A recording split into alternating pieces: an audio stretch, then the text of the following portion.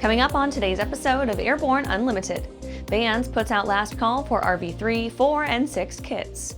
Second B-21 Raider arrives at Edwards AFB as testing accelerates. Israeli defense companies denied Dubai Airshow entry.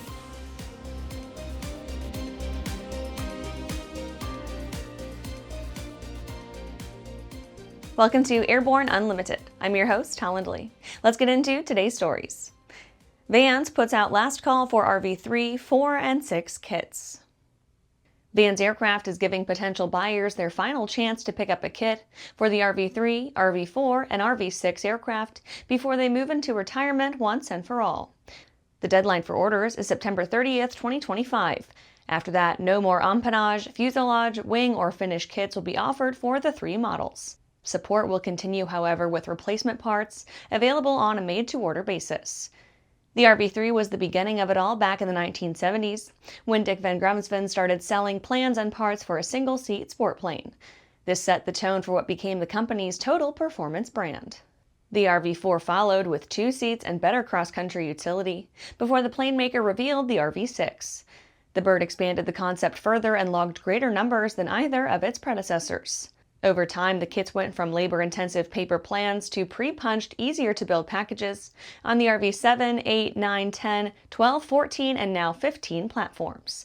Since moving to Aurora State Airport, Vans has shipped more than 400 kits annually, and as of 2022, over 11,000 RVs had been completed and flown. The running tally now includes 305 RV-3s, 1,453 RV-4s, and 2,731 RV-6 6As, with the company still adding new completions whenever builders bother to report them. After the break, Trump nominates 787 captain to fill Brown's NTSB spot. Direct Fly USA proudly introduces the new Alto NG, a single-engine, 2-seat light sport aircraft for the North American market. This simple, all-metal aircraft design provides low-maintenance cost, easy, comfortable access, and responsive flight controls. Equipped with the Rotax 912 engine and a ballistic parachute, the Alto NG is reliable and safe. Learn more about the Alto NG at directflyusa.com. It's time to upgrade your power plant to the first FAA-certified clean sheet engine design in over 60 years. Delta Hawk's jet fuel-powered liquid-cooled turbocharged engine produces turbine performance at 40% better fuel efficiency of typical reciprocating engines, while also achieving exceptional reliability and significant reduction in cost of ownership. Reserve your engine package today at deltahawk.com. Welcome back. Now let's take a trip around the patch for some shorter stories. Trump nominates 787 captain to fill Brown's NTSB spot. Amid controversy from his firing of NTSB Vice Chair Alvin Brown earlier this year, President Trump is pushing to fill the board's empty spot with Captain John DeLue. The nominee flies Boeing 787s at American Airlines and serves as the carrier's managing director of safety and efficiency. DeLue heads a team of over 60 members in multiple AA safety assurance programs, including Flight Operations Quality Assurance, Aviation Safety Action Program, Fatigue Risk Management, and other components of the airline safety management systems. Secretary Duffy reveals plans to accelerate AAM vehicles. Secretary of Transportation Sean Duffy announced a new pilot program in the FAA that aims to accelerate the deployment of AAM, or Advanced Air Mobility Vehicles. The new technologies are full of potential to transform aviation, expand connectivity in rural America, reduce road congestion in urban areas, and enhance medical and emergency transport services. The pilot program is known as the Electric Vertical Takeoff and Landing Integration Pilot Program. 2 new members join GAMA. The General Aviation Manufacturers Association announced 2 new members, Aerox Aviation Oxygen Systems and Inline Analytics.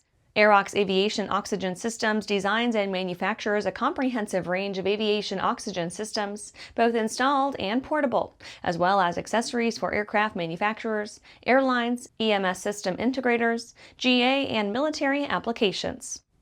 Inline Analytics became an independent software developer entity in 2021 after having been a division of Intelligent Technologies since 2005. Inline develops advanced software solutions used in digital inspection, maintenance, and manufacturing data management. Civil Air Patrol Wing renamed squadron to honor Apollo 16 astronaut. The Civil Air Patrol South Carolina Wing recently renamed one of its squadrons to honor Apollo 16 astronaut and retired U.S. Air Force Brigadier General Charles Moss Duke, Jr. Formerly the Anderson Composite Squadron, the Charles Duke Jr. Composite Squadron recognizes his career as a fighter pilot, test pilot, and the youngest person ever to walk on the moon. The renaming was celebrated with a ceremony attended by Civil Air Patrol members from across South Carolina, community leaders, distinguished guests, and Duke himself. That's it for today's trip around the patch. Let's get back to the rest of the news. Second B-21 Raider arrives at Edwards AFB as testing accelerates. Northrop Grumman announced that the second B-21 Raider stealth bomber flew from Palmdale, California to Edwards AFB after conducting a strenuous test flight. At Edwards, the U.S. Air Force will move forward with integration of weapons and mission systems, as well as sustainment upgrades developed through an enhanced software package. The upgrades will ensure the mission capability of the B-21 by evolving weapons to outpace future threats. The results of both ground and flight testing across multiple B-21 aircraft have consistently been better than predicted by digital models. These reaffirm confidence in the B-21's performance and progress. Taken together, the results to date enable the aircraft to proceed to more advanced phases of testing. This will be done in parallel with preparations being underway at the aircraft's future operating bases. Additionally, future maintenance technicians will use the B-21 fleet management tool under development for the aircraft's maintenance and sustainment activities. The B-21 Raider is designed to carry both conventional and nuclear payloads. It will serve as America's long-range strike and nuclear deterrence platform. After these messages, Israeli defense companies denied Dubai Air Show entry. I'm currently using the Hartzell Talon, by far the best aerobatic propeller ever come out. I use the Trailblazer. It adds performance to the Super Decathlon and dependability, and it's rugged. Hartzell's been an excellent partner for Whip Air, just in terms of your product support as well as keeping an eye on the market and developing new products that meet demand. It's helping us all have better performing airplanes. It's such a proud honor to fly behind that propeller. Looking for a new generation of proven and efficient aviation power plants that boast modern engineering, electronic ignition, and both direct and gear drive systems? With 100 horsepower to 240 horsepower, the Skyline and Redline engines offer uncommon value in an overpriced industry. Whether you are looking for fixed wing or rotor, MW Fly Americas has been established to service the American market with dedication and expertise. MWFlyAmericas.com. Meet the first of a new generation of the M-Class family.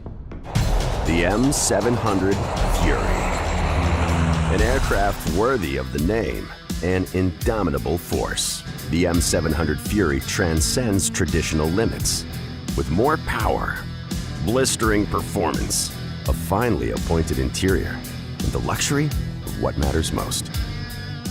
Time. Experience the Fury. Join the legacy. Welcome back. Israeli defense companies denied Dubai Air Show entry.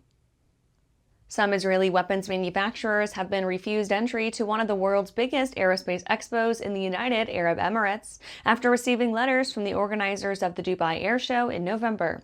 This comes at a time when the anger of Gulf states grows as Israel continues its offensive action in Gaza, and more pointedly after a strike in Qatar that targeted Hamas political leadership.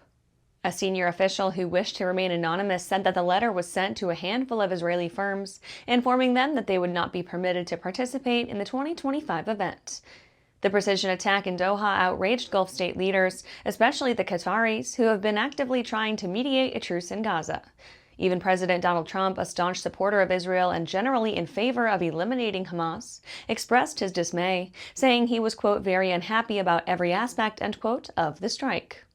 The denial letter pointed to dubious alleged shortfalls in the professional qualifications of the companies and was actually dated September 9th, the day the Doha attack was conducted.